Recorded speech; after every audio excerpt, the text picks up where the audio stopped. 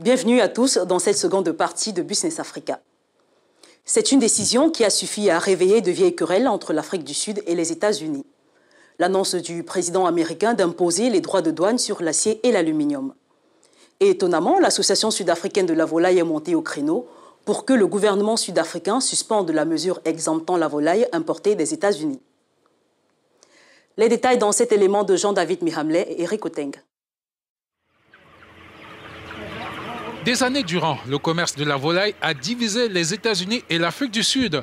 Washington interdisait la volaille sud-africaine pour des raisons de santé et d'assainissement, tandis que Pretoria accusait les agriculteurs américains de dumping.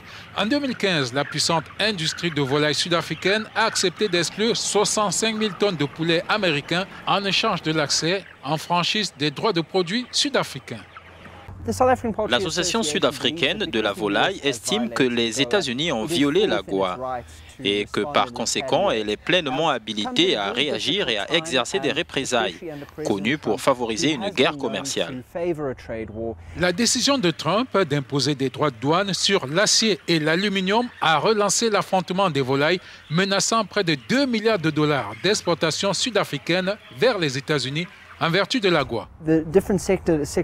Les différents liens sectoriels dans l'économie impliquent que nous risquons des pertes d'emplois, non seulement dans les secteurs directs tels que l'automobile et le vin, mais aussi dans toutes les industries en aval qui utilisent des pièces de véhicules et les revenus qui pourraient potentiellement être perdus. Une suspension générale du statut de l'AGOA en Afrique du Sud toucherait durement l'industrie des accessoires de transport. C'est la fin de cette édition de Business Africa. Merci de nous avoir suivis. Envoyez vos questions, commentaires et suggestions sur Twitter @Nkenga1 et sur Facebook Armelga. Suivez-nous également sur nos pages @AfricaNews et @AfricaNewsFR en français. Très bonne suite des programmes sur Africa News et africanews.com. Au revoir.